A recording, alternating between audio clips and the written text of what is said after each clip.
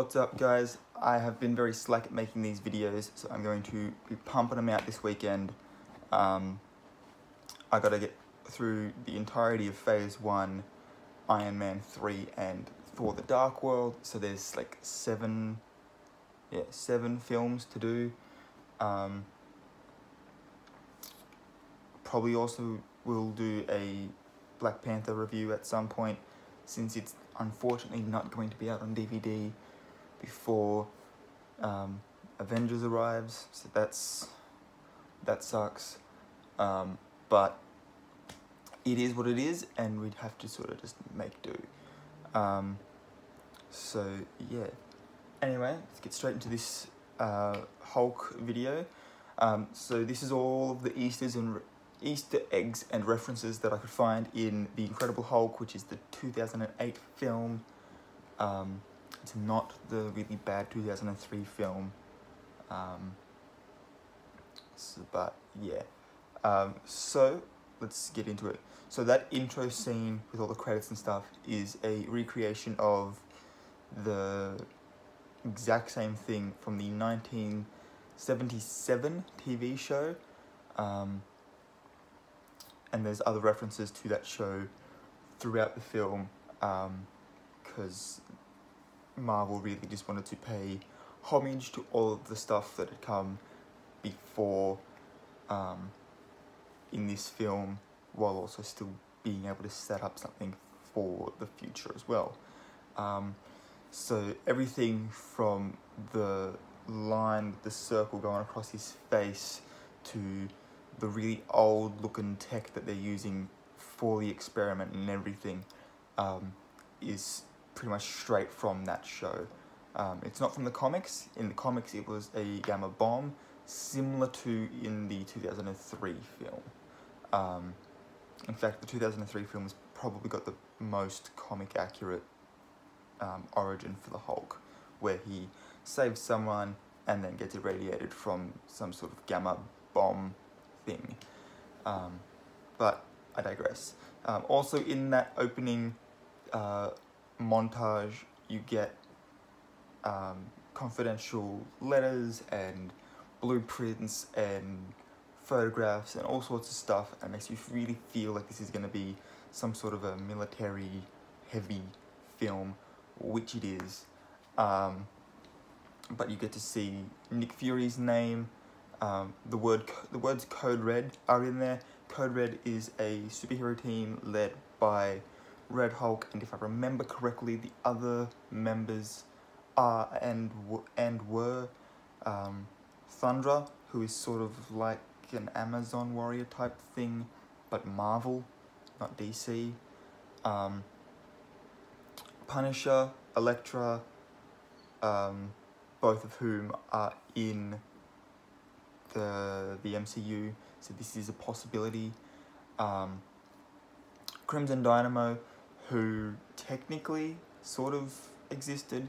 Anton Vanko, who I will talk about more in the Iron Man 2 film Easter eggs video thing, would have been the Crimson Dynamo, which makes therefore Whiplash his son, and keeps the whole sort of family legacy thing going for them, but that's for another time. And it also had Deadpool, and I like the fact that Deadpool is the only character in this that has, at the moment, no way of crossing over into the MCU, sort of, because that just sits quite nicely in my little theory that Deadpool is already set in the MCU, with the fact that at the end, the fight scene, they've got sort of like a helicarrier thing that they're fighting on. All the guys are wearing black shield gear, and we know from Winter Soldier, again, I will be doing that later, that stuff happens, and then Deadpool came out after it, so it kind of fits chronologically, and since they're not referencing anything else in the MCU, it's entirely possible that this is part of the MCU.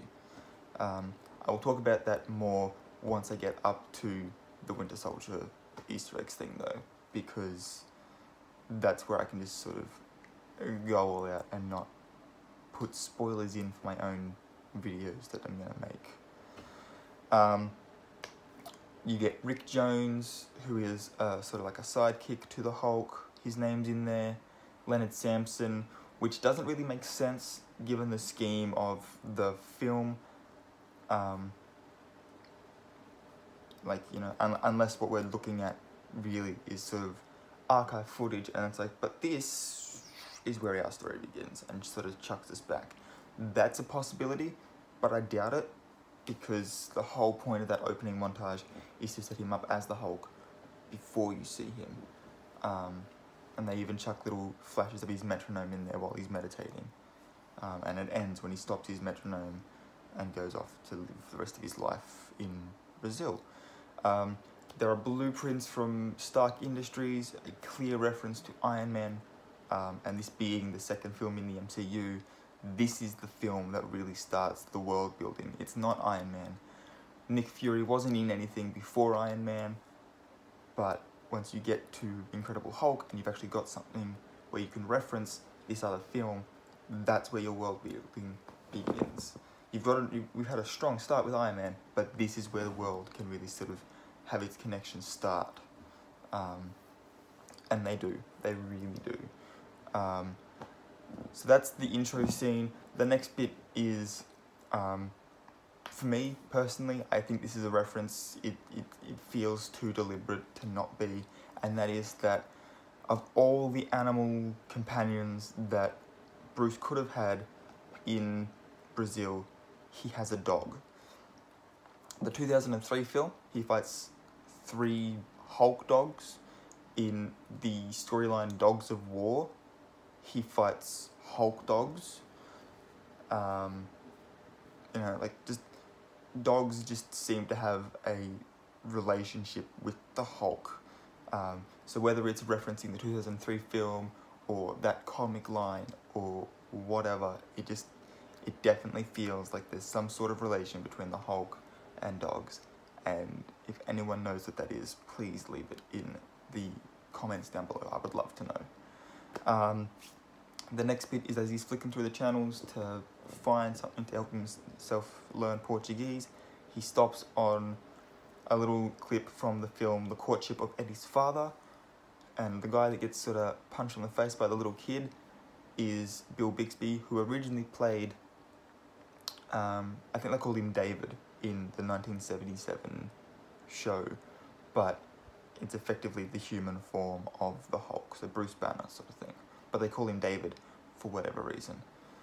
The next bit is when he's learning the control, emotion control bit. That's Rickson Gracie. He is one of the sort of progenitors of Brazilian Jiu-Jitsu, so he's really sort of up there, and for whatever reason the credits title him as an Aikido tutor instead of a Jiu-Jitsu tutor, despite the fact that the throw that they learn is actually Jiu-Jitsu, not Aikido. So the more you know. The next bit is when he's in the factory and he's trying to help Martina, I think her name is, the really sort of cute Brazilian girl that he's sort of sees around a little bit while he's in Brazil. He says to one of the guys, "Don't make me hungry," in Portuguese. Obviously, this is a reference to not only the fact that that morning he'd learnt the word hungry, but also to the 1977 show Again, which is the only sort of, that I've been able to find, the only time he's ever actually said, "Don't make me angry, you won't like me when I'm angry." That comes from the pilot episode. I'll come back to that exact same scene later on in this video, so keep it in mind. But yeah, just want to explain this as well. This only makes sense for English speakers, okay? Because hungry and angry share the last 4 letters, right? You're either changing the HU or the A. That's it. every other bit of that word is the same, right? In other languages, that is not the case. Just because they sort of rhyme in English doesn't mean they're going to sort of rhyme in any other language. For instance, and I know this is the wrong language, but I learned Italian for 6 years, so I'm going to give you those examples. The word for angry in Italian, I'm pretty sure, is arrabbiato, and you'll see it on like pasta sauce bottles and be like, but hang on, why is it angry? It's because it's got chilies in it, so it's really hot, it's angry. And the word for hungry is fame. They sound nothing alike, so this is only funny for English speakers. So it's only put in there as a reference. It's not in there for like, oh, he could have just made a mistake. Yeah, he could have made a mistake in the subtitles, but not spoken word. It just, as long as you can get your head around that, it's only there for being a reference. The next bit is Mr. Blue. In the comics, this is Betty Ross, and they could have done this. They could have done this so well.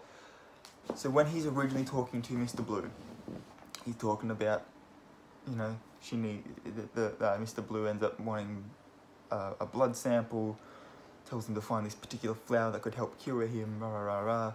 Betty would have access to all of this information and stuff because she still works at the university. She still works in, I'm pretty sure it's cellular biology. I think that's what they say she works at when you sort of see them zoom in on her name at the university later in the film. But yeah, so she could have had all this information and been the one who was Mr. Blue and kept it comic accurate.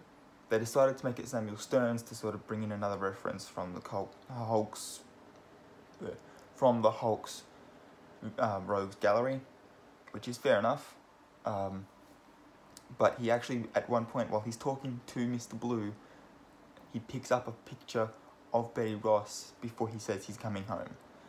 They could have made this, like obviously that's like, oh, I'm going to have to go back to where Betty is, where all the research is, rah, rah, rah, and that's home, obviously. But they could have made it that Betty was Mr. Blue. They could have done that, but they didn't. So that changed a little bit for the film, and that's fine. The film's allowed to change things. It's a separate universe. Behind Thaddeus Ross, when he's talking to his sergeant just before the Stan Lee cameo, behind him you can see a portrait of Captain America in a little frame. It's sort of, because of the lighting and stuff in that scene, you don't really actually see his face. And obviously that's because they haven't cast Captain America yet. He hasn't had his film yet. But you definitely see the big star on his chest and the very unmissable shield. So that's behind him there, and that allows them to sort of do the period piece for the first Captain America film and have that all make sense. Then obviously Stan Lee cameo. Oh, I think I forgot one. The number 12, I believe, comes up at one point. It's not spoken, and it's only for, like, the most eagle-eyed people. I actually had to go through the film quite slowly. It took me a couple hours to see if there was actually any sort of references to 12. The only one I could find was that I think it's in their first correspondence. Mr. Blue replies 12 times. That's the only thing I could find. The only thing I could find. We all know that Marvel loves the number 12 in their films. Iron Man 1 had one. Hulk sort of has one. There's no, like, number 12 on a house or anything. But, yeah. I kind of feel like the number 12 sort of came in after the Avengers because of a theory, and I will get to that later. So yeah, Stan Lee. Fort Johnson is the military compound where we first meet Blonsky and some of the other army guys. That was named after Kenneth Johnson, who was I believe he was the creator of the 1977 TV show. Could be wrong, he could have been one of the directors or something, but I believe he was the creator. and so they reference him there as being the name of the military fort, which is in the Everglades, which, if you know anything about Marvel Comics, is where Man-Thing exists. This is... I'm going to jump ahead to one of the more recent films here for this reference to make sense. The only other time in the MCU where Man-Thing is referenced is Thor Ragnarok, which also has the Hulk in it, and sort of remnants and inspiration from a Hulk storyline. So the big green Goliaths sort of travel together or something. I feel like there's some sort of hidden Hulk Man-Thing relationship going on in the MCU. Up to you, you decide. But the Everglades is the swamp that the Man-Thing sort of lives in. So that's a reference. It's got to be a reference. In this film, the Hulk says 6 words. So he was halfway there, but he only says 6 words.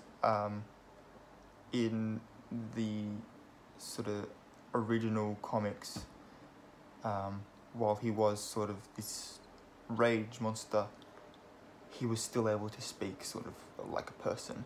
It's only more recently where they've decided to change him into being just a full rage machine, just smashing everything.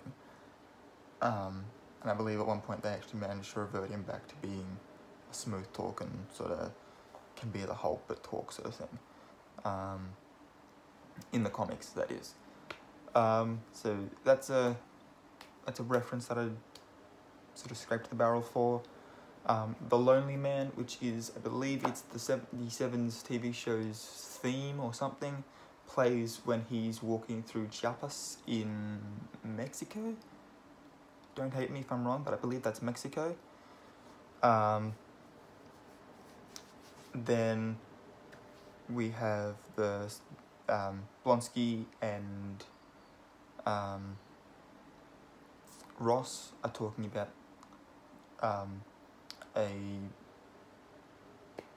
what does he call it? Biotech enhancements?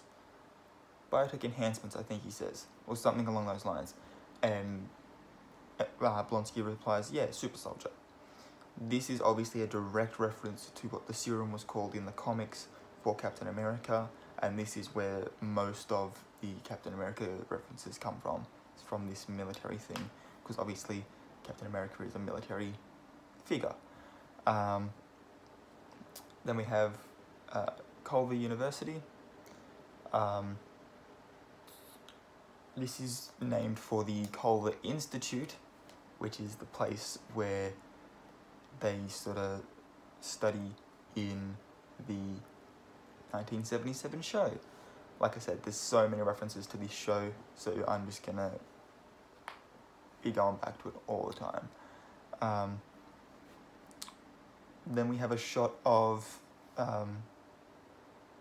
where Bruce is going to sort of lie low while he gets his pardon me. Then we have a shot, there we go. Then we have a shot of where he's going to lie low while he gets his data and stuff from the university, and it says Stanley's Pizza. Do you get it? It's Stan Lee's Pizza. Also, pizza joints and superheroes must have something in common, because Spider-Man also worked for a pizza company, and he rode a bike delivering pizzas in Spider-Man 2. This has to be a reference. This cannot be anything but a reference. And it just simply has to be. Then of course there's Paul Soles, who I believe voiced the Hulk in one of the animated movies. I probably should have double checked that fact before I jumped in, but I thought I had it. I do know that he voices the Hulk in something, whether it's a video game or an animated film or what have you. Then we meet Leonard Samson. He walks in with Betty. He's never explicitly named Leonard or Dr. Samson, but he's a head shrink in a Hulk movie, and we had the Leonard Samson name before, so it kind of has to be. And this is why I said that it doesn't make sense that his name's in the opening montage, because he hasn't actually met the guy yet. So why is his name on a list of known associates? Like I said, it kind of has to be a flashback for some of those bits. Then we meet Lou Ferrigno, who is the guy who actually played the Hulk in the 1977 show. Once again, another reference there. But he also voices the Hulk in this film. He is the one that says, "Leave me alone," and Betty, and Hulk smash. That's the 6 words, by the way. They are the 6 words. Then we go into another little scene where, if you give me 2 seconds, I will just quickly grab my show and tell, I guess. Super not prepared for this. I apologize. But he pulls, he goes into the cryo storage, and there is a thing that has this on it. This should look familiar. I'm going to hope that this autofocuses for you, because no, it's not going to focus. On this top line, first of all, it says CryoSync Stark Industries right there at the top. That is an unmistakable Stark Industries logo right there. Then it has Program, Weapon Plus. This is interesting. Weapon 1 in the comics, Captain America. Weapon 10 or Weapon X is Wolverine. Right here we have an X-Man reference. It is also a Captain America reference, meaning that Captain America is going to be the way we link the X-Men into the MCU. This is why I'm going to be talking about Deadpool in the Winter Soldier film, because again, Captain America and the X-Men films. So this is a running reference, and therefore is the basis for why I believe the X-Men films could potentially have taken place in the MCU. And there is a theory that I like that sort of explains why there's no reference to mutants. And I'll also, in that theory, explain some characters in the MCU. Underneath that it says Dr. Reinstein. That is the moniker for Abraham Erskine, who is played by Stanley Tucci, I believe, in Captain America. So right there, you've got Stark Industries, because Howard Stark was there helping. You've got the Weapon Plus, which links all the X-Men in, and then you've got a reference to the actual Captain America film later on. The storm scene is taken straight out of the comics. That exact scene pretty much happens in the comics. I can't give you an issue or a volume number, because the internet didn't tell me, and I'm living in Australia. There's not exactly a mad plethora of comic book stores around. So I don't actually know where from the comics. I just know that it comes from the comics, straight out of it. This scene in particular is the scene where you can tell that the Hulk is animated. There are some parts there where he just doesn't look as realistic as he does in other parts. Like his skin at one point goes really sort of green, like really green, and I kind of feel like maybe this was an unintentional reference, like they didn't mean to do it, but it happened anyway. And it's a reference to a 2003 film where he is like grass-colored green, and it's just ridiculous. Then there is a potential reference, and up until now I believe that it just wasn't. It just wasn't. I was going to disprove it once and for all. I still am, technically, but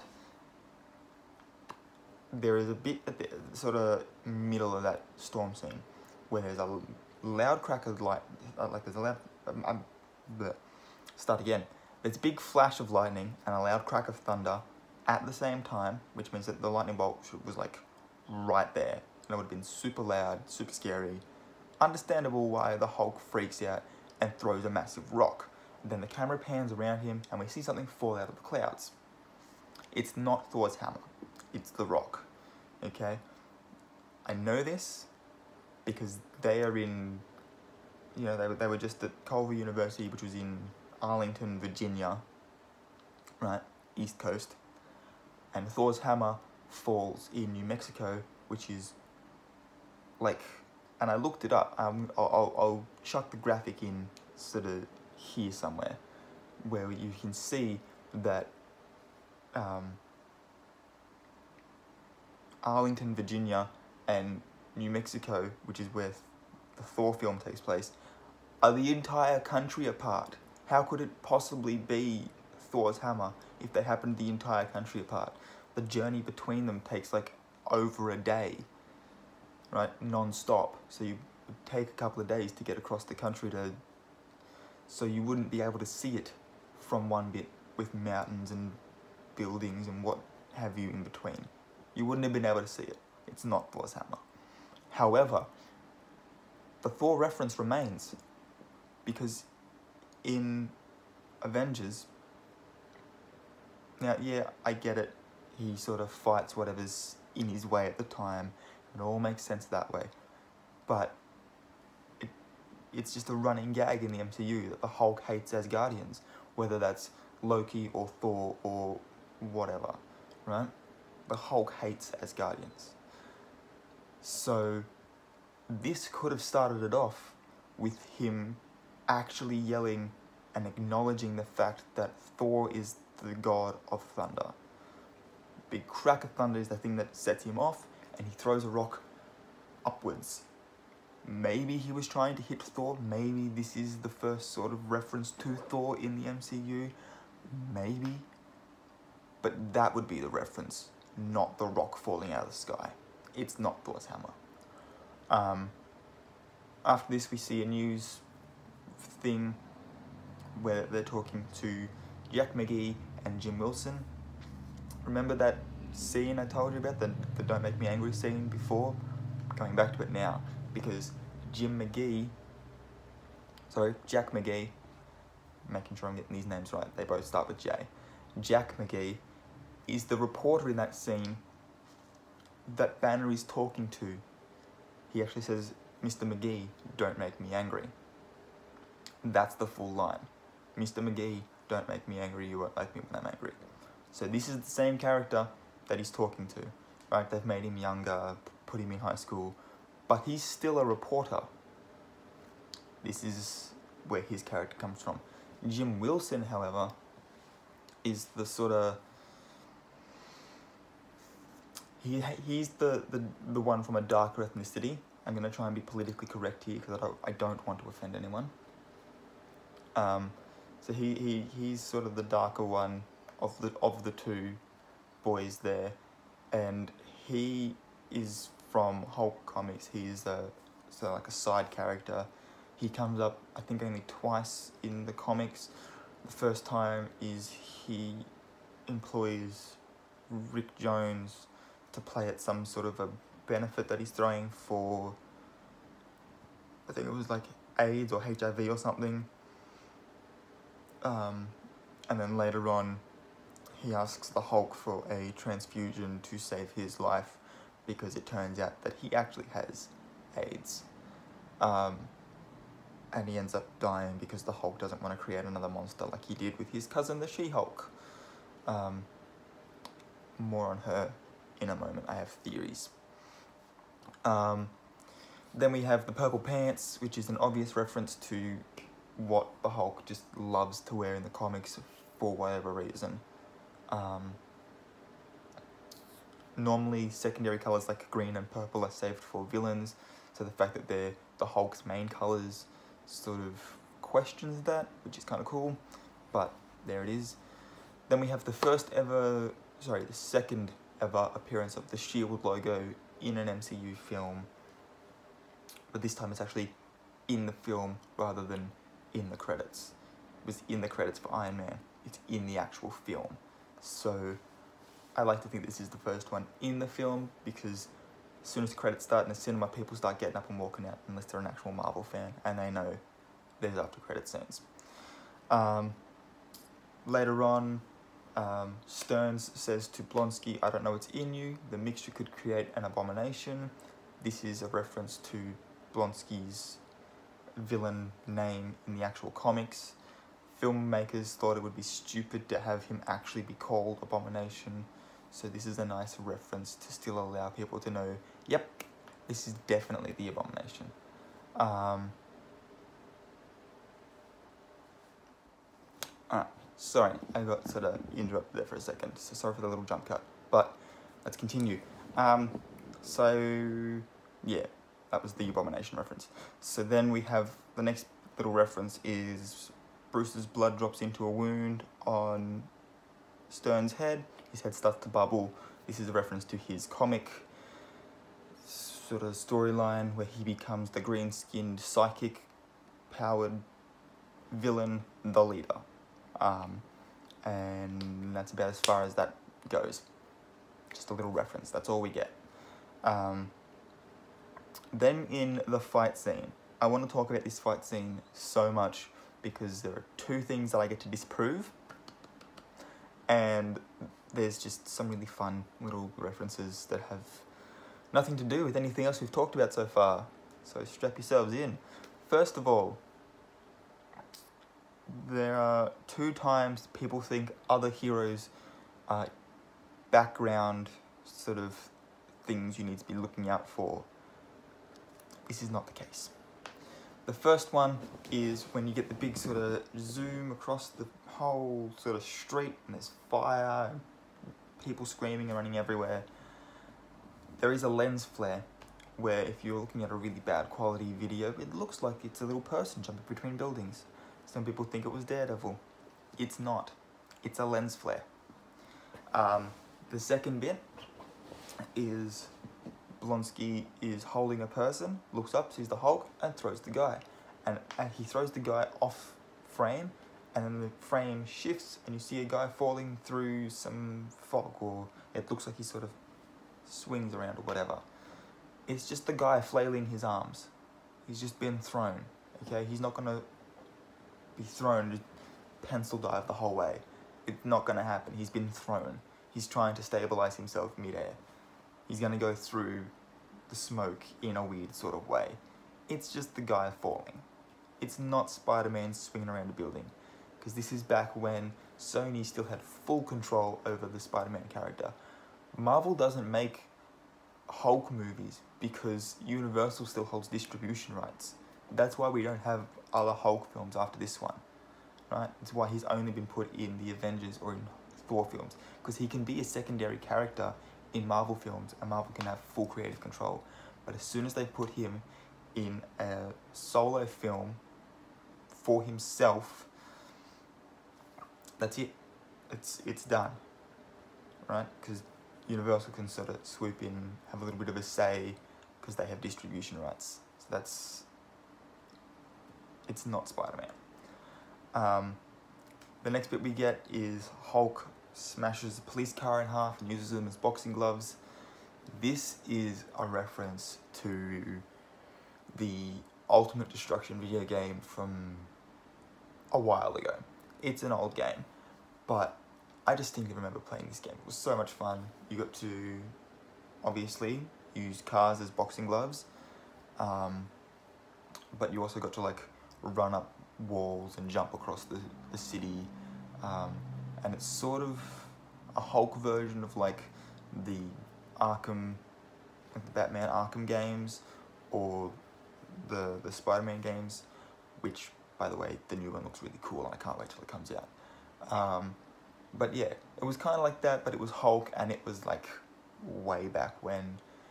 And it's probably the earliest superhero game that I would actually play. I'm not really keen on like movie tie-in games. I sort of leave them alone, prefer the movie. But yeah, so that's that. The next bit is after sort of the helicopter comes down, Hulks? I think it's either Hulks or Abominations. One of them looked like they have yellow blood. I think it's Abomination actually, which would make sense since you've got the green coming out of the gamma in Hulk's blood. You've got blue in the serum. Blood cells are actually red, so the only colour really missing there is yellow. So it's possible that it just appears yellow as it coming out of his. But I don't know. It appears for like a split second to be yellow. I don't know if that's a reference to. It just was something that I'd noticed. When the helicopter spotlight shines down onto Hulk for like a couple of seconds, his skin appears to be grey. You can tell that he's still green because he's got this big gouge mark with green blood oozing out of it. But the rest of his like skin looks grey, which is a reference to the Grey Hulk, which is another version of him from the comics. It's also what he was intended to be. The only reason Hulk ever became green was because of a printing error on the second issue, way back when he was first created.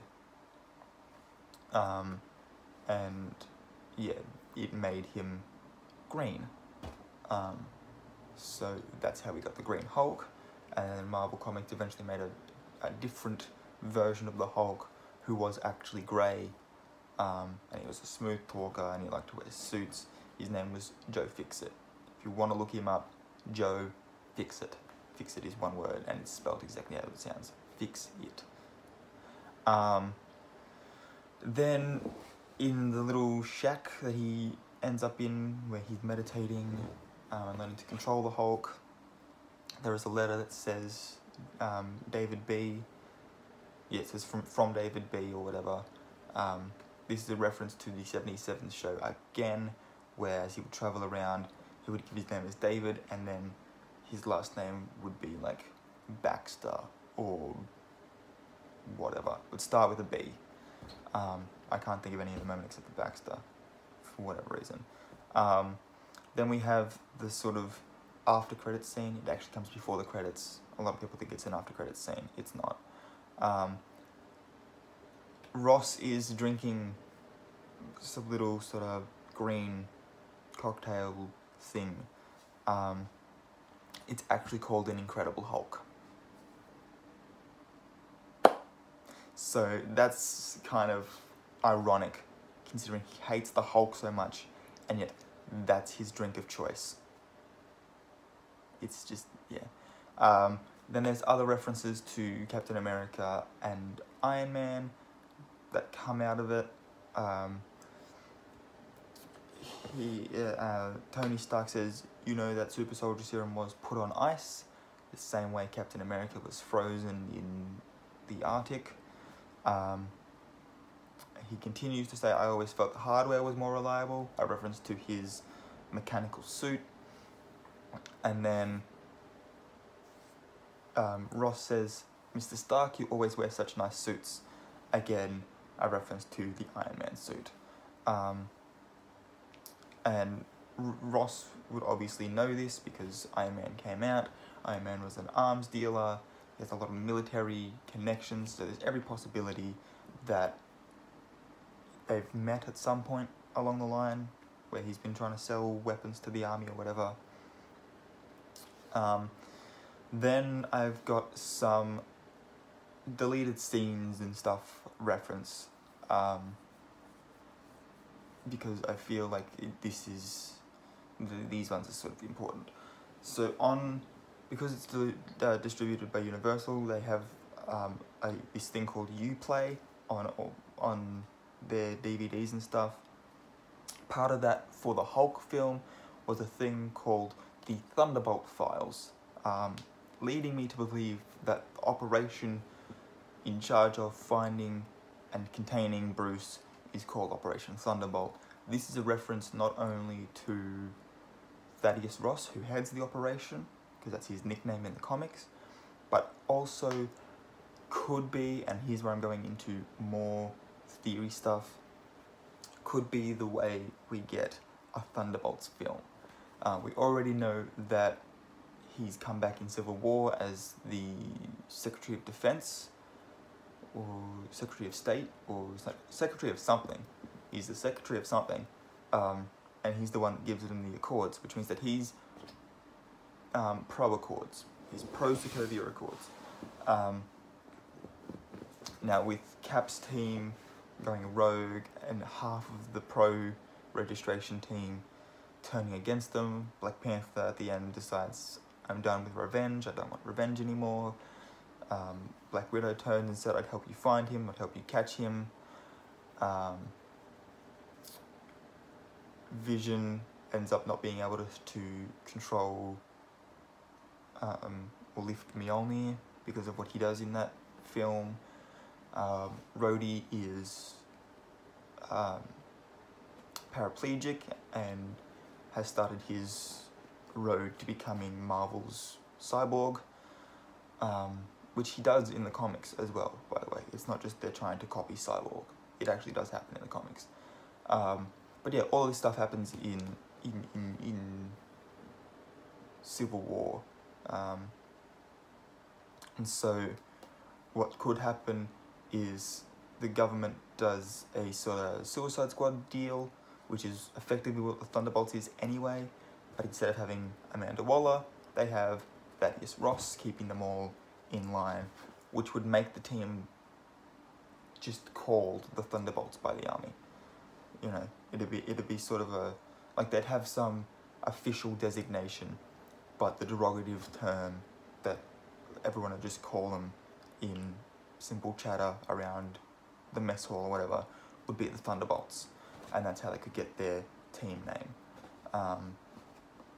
It'd be kind of cool if they decided to bring in Punisher and Elektra for it. Maybe even introduce Thundra. Like I said before, they were also part of the team that had Ross in it. And if you could find some way of having it make sense that Ross becomes Red Hulk, that'd be even better. Because yeah, that'd be kind of cool for a Thunderbolts film, I think. Plus, it'd give you an extra sort of Hulk character to play with in the MCU that Universal doesn't have distribution rights over, and so you could literally call it Thunderbolts, which is a direct reference to that character, and Universal wouldn't be able to touch it. Captain America, obviously and most famously, is seen in a alternate ending, which, you know, could also kind of be an alternate opening at the same time. But either way, it's referenced in the Avengers, and we get to see Captain America in the ice for like literally a split second at the end as all the ice is cracking.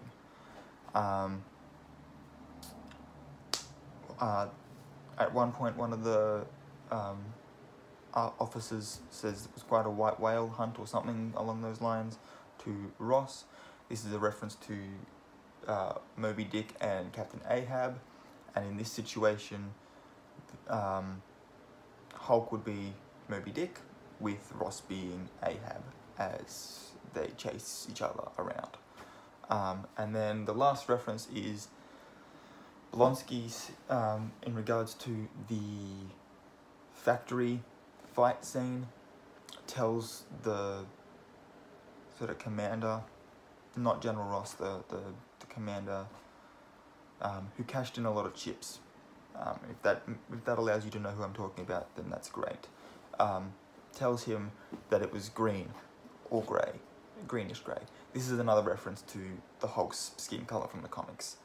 And that's it. That's all I've got for the Hulk. wow, that took us a long time. I apologize for this video being so long. I do hope you enjoyed it though. Leave me a comment down below if you did.